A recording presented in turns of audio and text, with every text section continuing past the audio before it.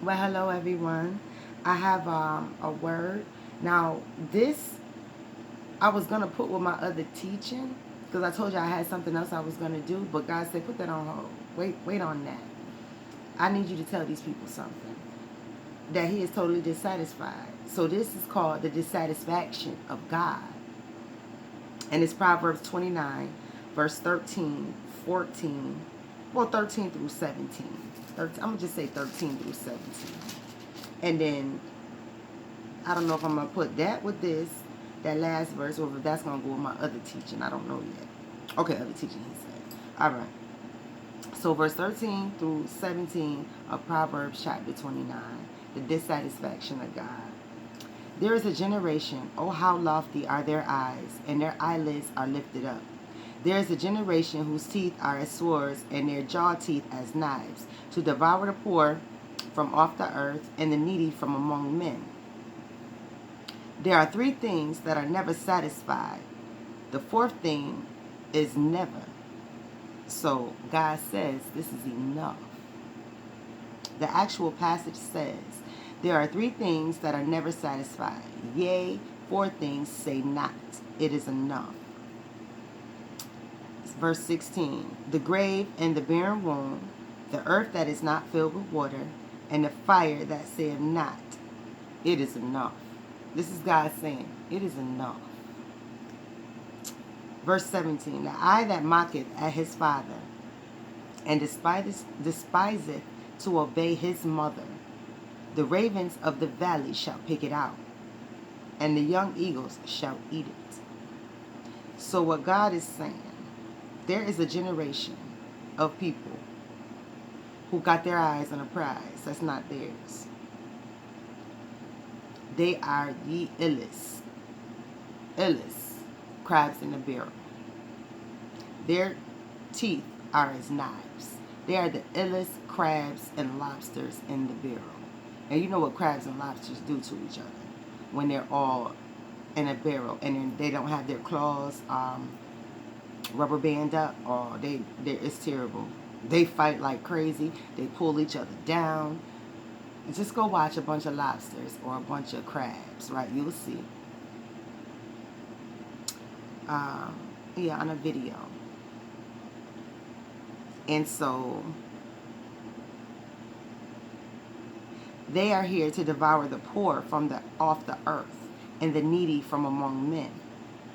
So these are people who go around devouring the weak, the people that they deem weak. They devour the weak people amongst their households and their circles first. Then they see, oh, I could do this to any and everybody. Okay. Then they venture out into the world.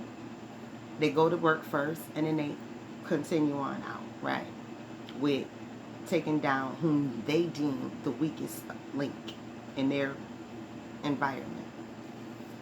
These people can be in an environment for 30 minutes. And if it's more than more than them, if it's 2 or 3 people in the room, they look for the weakest one to mess with, even if they're in a room for about 30 minutes, 5 minutes, 10 minutes. You know, when people walk in the room and don't know somebody or do know somebody, you be like, why you gotta be sitting over there looking like that? They just come in the room messing with one particular person all the time, or one particular type of person all the time.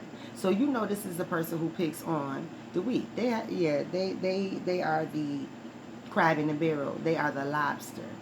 Right. The one who comes in the room and constantly picks on somebody that's weak, that's the lobster. And the people that hang around them cheering them on, those are the crabs, right? And the lobster will never get away from the crabs because the crabs pull his behind right back down too. He got a longer tail, so they just hop on the tail and weigh him down, right? He ain't never get away from him, no matter how big his claws is, right? He surrounds himself with a bunch of what? He is the top dog, so he surrounds himself with medium dogs so they can take down little dogs, right?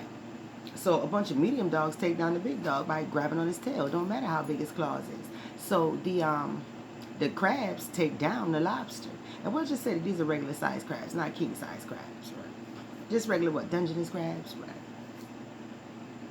So God said he's had enough because these are, he called them a horse leech. Now, you know, I call people leeches. This a horse leech. So this, I don't know if a horse leech is an actual thing, but from my vision of what a horse leech is, that's a leech that's like big and nasty, like a big nasty. Right? You seen the Kendrick, the movie, them little worm things? That's what a horse leech feel like to me. Like it's a big old big old nasty 15-pound leech. Right? That's what I'm seeing. A 15-pound black nasty leech. Right? When it's a horse leech. But I don't know if that's an insect or not. Never seen it. Never heard of it. So the things that are never ever satisfied is the grave, a barren womb, and an earth that does not fill with water.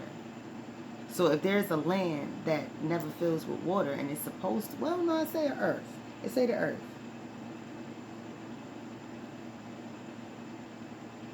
So if this earth didn't have no water, it wouldn't be useful to God whatsoever. There's always ways to get water. That's what God is saying. He's saying if the earth itself didn't have water, then this earth would be useless. A barren womb, a woman who can't have a child is useless to God because He cursed your womb, right? God cursed your womb if you can't have children, right? So that womb of yours is useless to God because it can't create children. So what you need to do is take yourself and find out, why was your womb cursed? Have a conversation with God to find out, why was your womb cursed? Did you say something as a child? I don't ever want to have kids. And you seriously meant that? And you said it multiple times? You might have said it as a 16-year-old. I ain't having no kids and I mean that. And God shut your womb up. Or God knew you would be around a person who, you definitely will not have children with this person. Ain't no way, shape, or form. And it's the only person you want to deal with? You ain't never going to have children then. So your womb is no good to God, right? And neither are you as a woman, right? Because He shut your womb up because He cursed you because you are living out of order, right? And you need to take the time to find out. Now, if you truly don't want no children, then maybe God said, okay, well, she got different work she got to do. I accept that. That's no different than being a celibate woman, right? But if she understands that her womb will never produce children and she wants to get married, she better make sure she's married to a man who never wants children himself. Unless she puts a stipulation on herself and say, God, I don't want no children until you bring me a godly husband, the right man. Then, well, some people say the right man, but a Christian will say a godly husband, right? Then that's between you and God, right? So the grave ain't never satisfied. The grave always takes dead people. The grave always takes dead bodies. The grave always takes dead bodies, right? The grave will make room for dead bodies. You can dig up one grave and put another casket on top of it if you like. The grave never gets tired of receiving bodies. The grave loves bodies, right? And you as folks love throwing your body in the grave, right? You love it. You throw yourself in the grave before you even die, right? When you have a spiritual death, right? When you lose all communication between you and God, when you cut the umbilical cord yourself and God does not, then you have spiritual death, and then you are now in a grave and you're not even dead yet. That's why people walk around like zombies. That's why some people are mean and surly their entire life.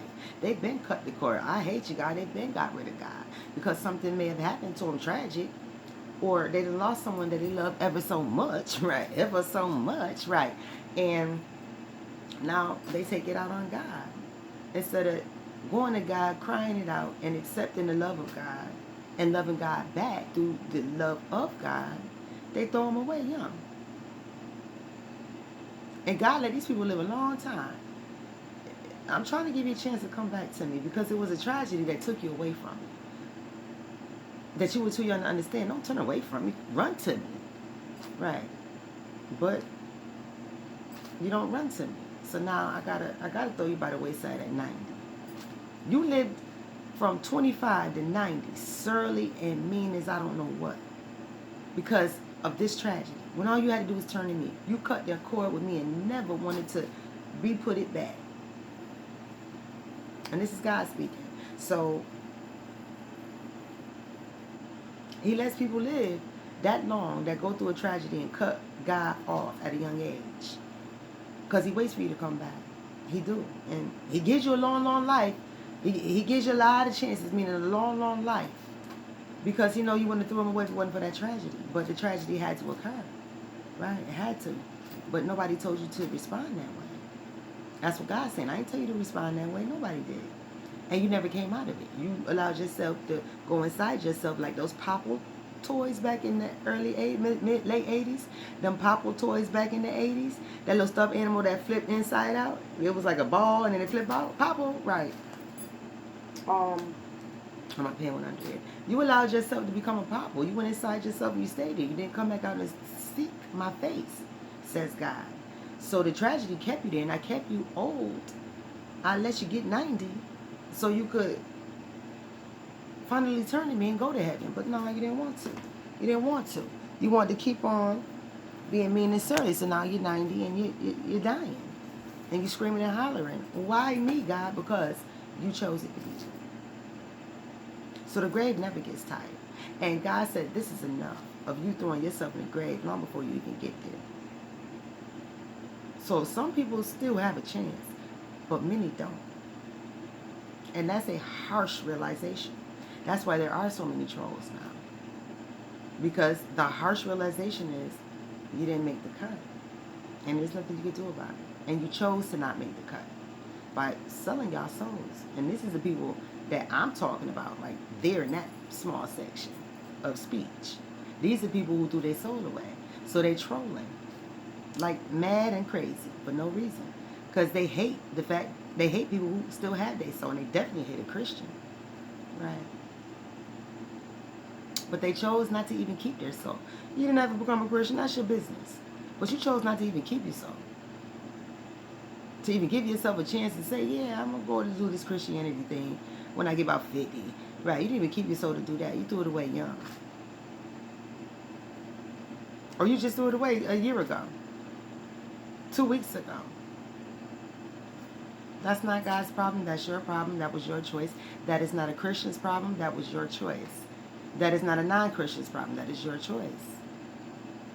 Nothing that you do in your life is anyone else's problem. It's your choice. The only reason it's someone else's problem if you are a child and still under your parents' care. Then it's your parents' problem. Other than that, it's all on you, boo. It's totally all on you, boo. And you're going to accept your own responsibility. And that's what God is making everybody do. That's why he said, I am totally dissatisfied with this situation. With these people. Because you're not taking responsibility for your own actions. You continue to pawn off onto someone else your bad decisions. And you refuse to come out of it. Even people with no soul have common sense. Even people with no soul have sense. They have to live in this world. They have to pretend. They got to walk around. Losing your soul don't change your mindset. Your soul just gone. You ain't coming with me. You're not coming to heaven with me, the Heavenly Father. Right? If you pass. Well, when you die. Right? You just won't come to heaven with me. But you're still the same person who understands. Right? Who comprehends. Right? So you can't run around blaming other people because you know what you did. You just don't want to own up to it now. And that's too bad. So God is saying, I am totally dissatisfied with Proverbs chapter 29, verse 13 through 17. He said, if I will take your eye out by ravens. What did he say? I will take your eye out by ravens and let the eagles eat her. I'll pluck your eyes out using ravens and let baby eagles eat them. If you disrespect your parents. That's what God said. If you disrespect your parents, if you mock your father and disobey your mother, I will let ravens pluck your eyes out and let baby eagles eat your eyes.